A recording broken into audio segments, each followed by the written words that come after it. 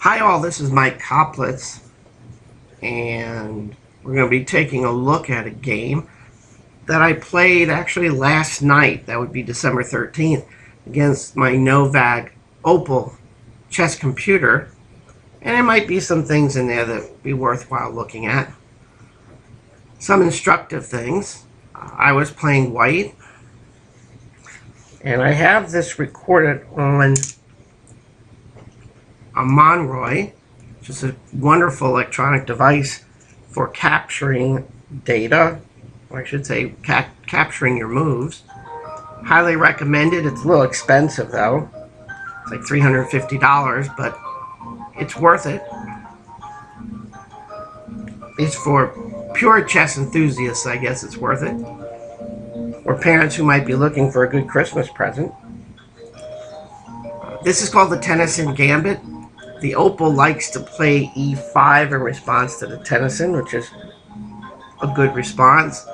And when the computer does like to play e5, I like to play the pure Gambit.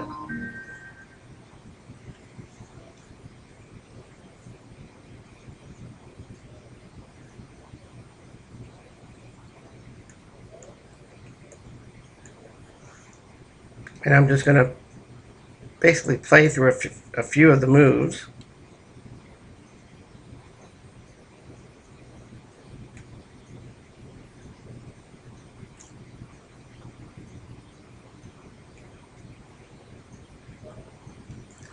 Okay, oh, sorry for the delay there. Monroy was doing something I found intriguing. Actually, it was the operator who did that. As you can see in this particular variation, even though I did sacrifice a pawn, oh, we should go back and look at that. Even though I did sacrifice a pawn here at knight f6, the computer said I was ahead by a bit.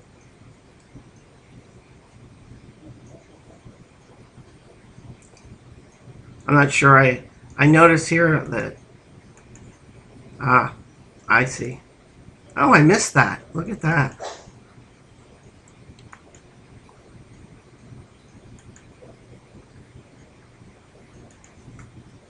Well, that would have been a good line. Well, I didn't do that. I castled instead.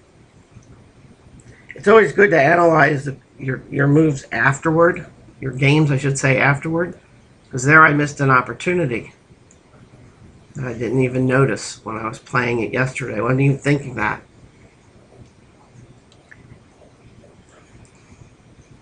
Of course, the bishop comes out. This wins a tempo for black. It actually puts my queen where I want it to be, which is on this e file. Actually, I would have preferred my rook there. Black brings the queen down. I'm not sure why it thinks that was such a hot move, but can't argue with the computer, I guess. Black continues his development. Oh, I need a white move in there, don't I?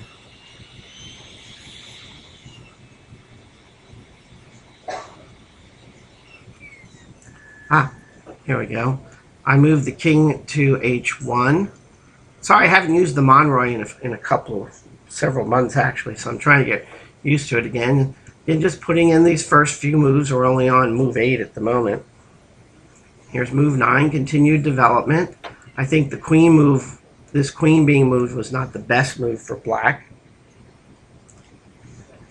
Black continues his pressure. I think he could have castled here and made it a really interesting game. And then what I did here was move the knight. Now, we want to take note of this move because later on in the game, I think that move there was a bad idea.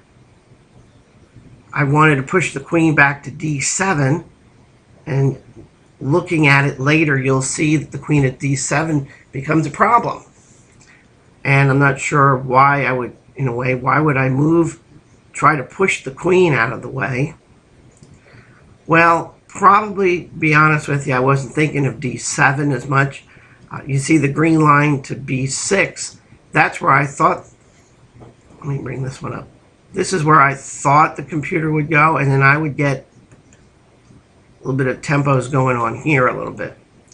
But the computer decided, the opal, I should say, the opal computer decided to go queen to d7. Of course, he has to protect the c7 pawn from the fork. And then I open up the game a little bit, because now the king has to either go to the, it's either castling to the king's side, or he's going to sit in the center, so why not start a center attack? He responds with bishop to b4. That would make sense. Picks up another tempo against my queen. And I brought my queen actually to f2, which of course the computer does not like that move. Black is up a little bit. He wants me to go to g3. I went to f2 instead. Now he castled. This is what I've been waiting for, because now that he castled, I'm going to start moving into an attack mode.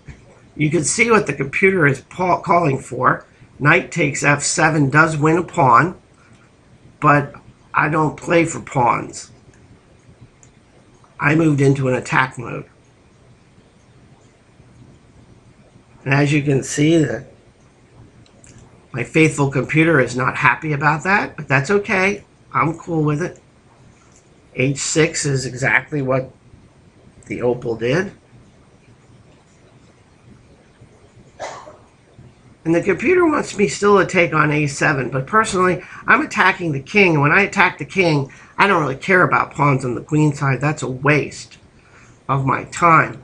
As you're going to see as this attack continues, this queen, if the queen was out here, and I didn't chase him off of d4, I think I would have had a better game. And that's one of the things I'm trying to show here.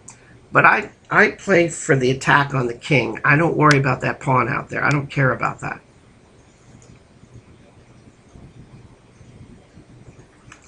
And as you can see, it looks really good for black right now because he's going to exchange the knights.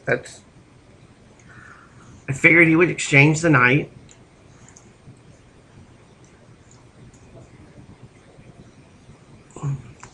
And the reason that I'm doing this is because once the knight here is gone, this king position starts to look very, very open. Now, of course, he's going to bring his bishop down. And it forks. See, it's forking the rook and the knight. Personally, I decided, don't care.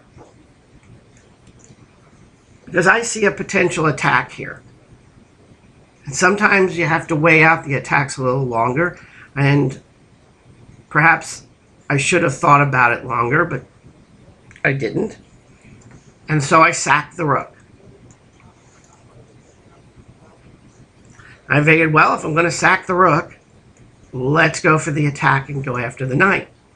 And of course, you can see the computer starting to rack up major league points for just major league points.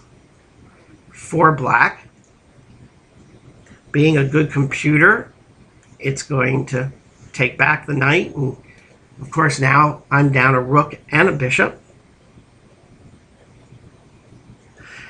And then I took note that queen to d1 is checkmate, because then rook has to take the queen, rook takes queen. You can see a back rank mate here. So I had to relieve the back rank mate. That was kind of important. And the computer decided to lop off my bishop.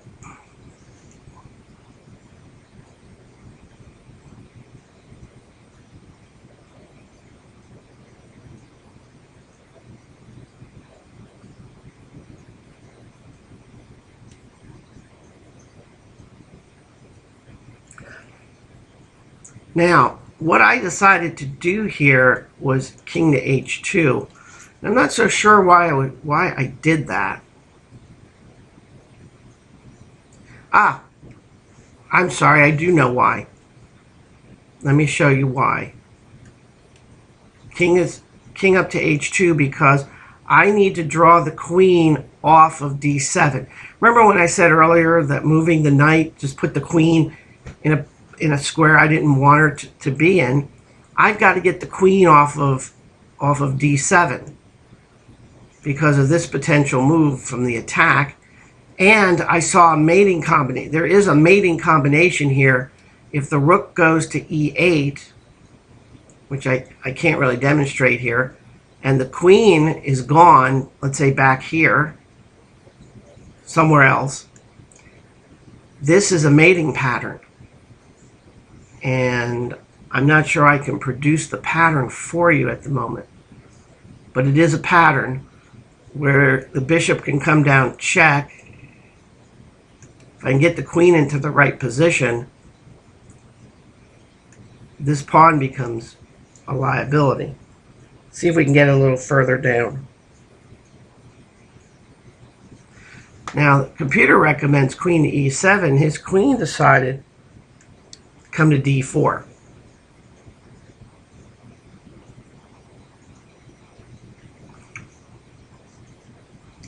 Well, d4 is not a good place for the queen, as far as I'm concerned, because this bishop's doesn't have too many places to go. I guess he could have gone there.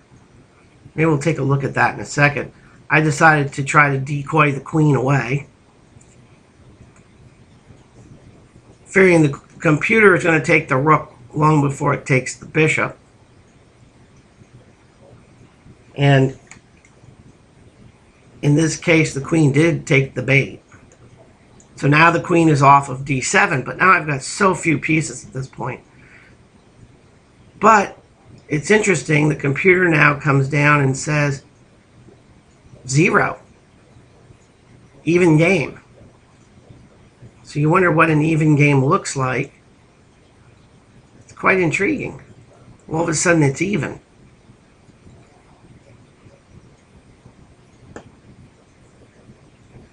Let's follow that line a little more closely.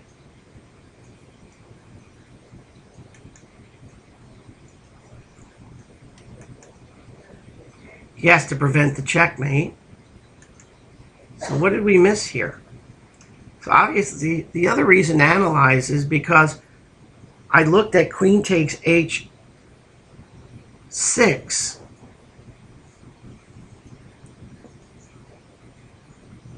The question would be, why can't he just move the rook over? Queen takes h6. We'll come back and look at this in a moment. Why couldn't he just move the rook over? Well, I debated this and I couldn't find a good reason. I did take the pawn. That's what I did do. So that's correct. Right now the game is even because he's going to have to give up the queen. But the question is, how did I miss it? Because this is what the computer did.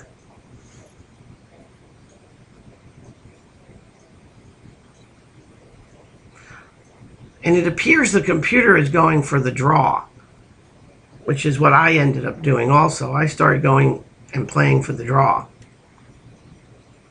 And of course, this is where the draw occurs, because the king has no choice but to come back.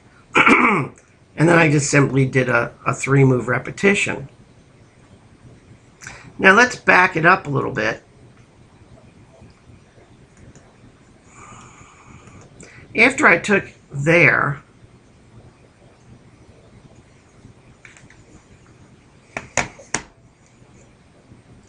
whoops, kind of jumped there, the gun on you. Let's go back to queen takes h6.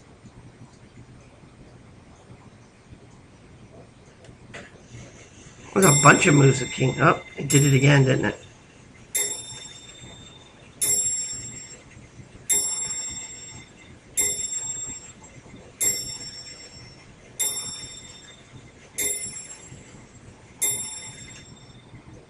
Well, I've tried it now 3 times to make this happen. It's not doing it, is it? Of course, now it has to analyze f5. f5 is a drawing move. But he picked that as a move. I'm not sure why it keeps jumping back. That's starting to be annoying.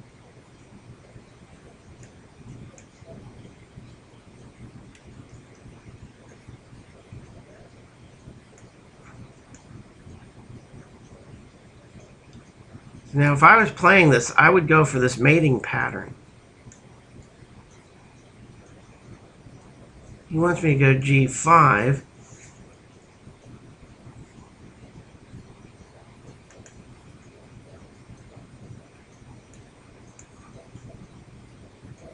Because the king has to move over. Let's just look at this line just for a quick second. If the computer would stop doing that, I'd be really happy.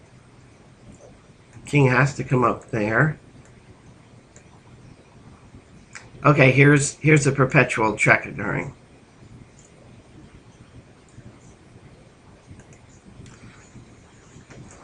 So I don't know if we would have gone back to that one move and I had not pushed the queen, had I not placed the queen and drove it back to D7, how different the game would have been. Well, anyway, this is something to take a look at. It was a lot of sacrifices just to get a draw, but sometimes if your attack doesn't work, you have to go for the draw. And it was pretty clear that all my sacked pieces that were being just taken left and right was going to prevent that from happening. Oh, I think I know what's wrong here. There we go. That should take care of the problem. Yep, that fixes the problem. So there it is. It's a neat little attack. It's a neat little draw. But it also shows you having lots of extra material doesn't mean you're going to win. The question still would be if we'd have been able to put the queen back on D7. If I didn't push him back, what would have happened? And that was way back. Where was that? That was way back here somewhere. There it is. If I had not done knight to B5, if I back up one more, and understanding that I've got to be doing the attack on the center, instead of going to B5, just immediately go to F4, what might have happened then?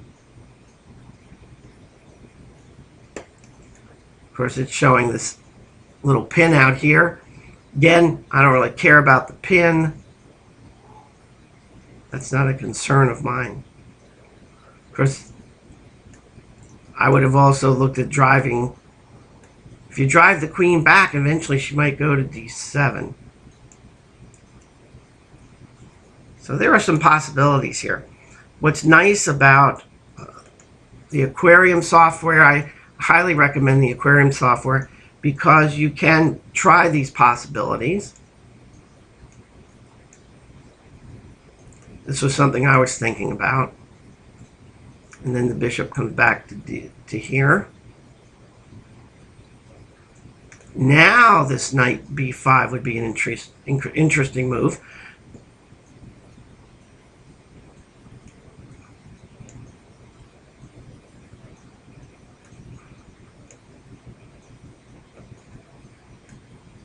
And the queen's getting bounced around quite a bit, isn't it? But this time white's up. So let's see. Let's just run the line through and see what it looks like. Knight takes E5, queen takes E5, bishop, pin, castle, free piece. So there's some combinations in there that would have worked a lot better. This knight to B5 was just too premature. But anyway, here's an interesting game. It also shows you how Houdini works. The Royal Rooks chess tournament, I canceled it this morning because it's supposed to be snowing by now. Of course, it's not. But that's okay, too. Hey, you guys have a great day. I hope there was a little bit of a lesson here of value to you. And I'll see you next time.